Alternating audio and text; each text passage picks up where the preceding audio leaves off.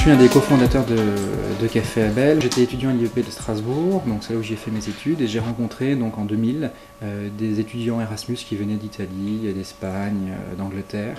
On s'est dit en fait qu'on avait envie de créer un média européen, et on ne se reconnaissait pas dans la façon dont les médias traditionnels parlaient de l'Europe et parlaient des jeunes en général. Donc on a eu envie de créer en fait un média d'un genre nouveau, puisque c'est un média qui est participatif, donc qui repose sur des contributions de bénévoles. On a eu aussi envie de créer un média qui était d'abord multilingue, donc qui s'adresse à tous les Européens, peu importe leur langue. Moi, en fait, je dirais que l'Europe, c'est un terrain de jeu élargi. Moi, en tant que Français, que Parisien, je me sens aussi en fait européen, et je considère que mon avenir, mes champs, mes perspectives, en fait, ne sont pas strictement au niveau national, ils sont au niveau européen. Je considère en fait qu'on fait partie aussi d'une nouvelle génération, dans ce sens, qui est ouverte, qui ne connaît plus les frontières, qui n'hésite pas en fait aussi à s'expatrier pour vivre une expérience de mobilité, qui n'est pas forcément effrayée par les langues étrangères. On arrive à se débrouiller en anglais, on peut aussi apprendre des langues. Donc finalement on est une génération qui s'est beaucoup plus ouverte sur l'Europe qu'on ne l'était auparavant. Enfin, on est une génération qui a été la première génération à avoir connu les programmes Erasmus, à avoir aussi eu ses salaires en euros et à vivre finalement l'Europe au quotidien. Allô. Buongiorno. Bonjour. Hello. Cześć. Voilà. Disons que le premier défi dans le travail interculturel, c'est bien sûr les langues, puisque rares sont les personnes ici qui travaillent dans leur langue maternelle.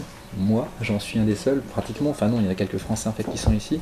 Après, et c'est ce qui apporte aussi beaucoup de dynamisme, comme ce sont des gens qui viennent en fait de différents pays européens, ils apportent aussi avec eux un bagage culturel, une expérience, une vision, une façon de voir les choses qui leur est propre, et c'est ce qui est vraiment aussi facteur de richesse.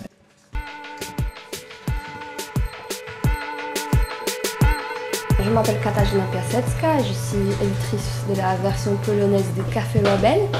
Et aussi, je gère la communauté des contributeurs polonais. J'ai commencé en juillet 2013 et tout d'abord j'ai fait un service civique de 8 mois et après je suis restée ici, je suis en contrat permanent. Donc ça fait 2 ans bientôt.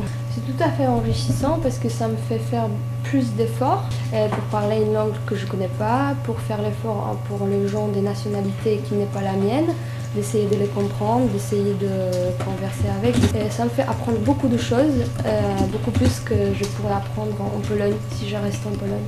Du coup, c'est la question du développement personnel. Ici, on parle français et anglais à la base, mais aussi il y a 4 autres langues. Du coup, on peut, même si on entend les gens parler, on peut apprendre un peu des langues qu'avant on ne connaissait pas. Je dirais que si quelqu'un a l'occasion d'essayer cette expérience de travailler avec d'autres nationalités dans un pays qui n'est pas le sien, c'est tout à fait recommandable de sortir de sa zone de confort.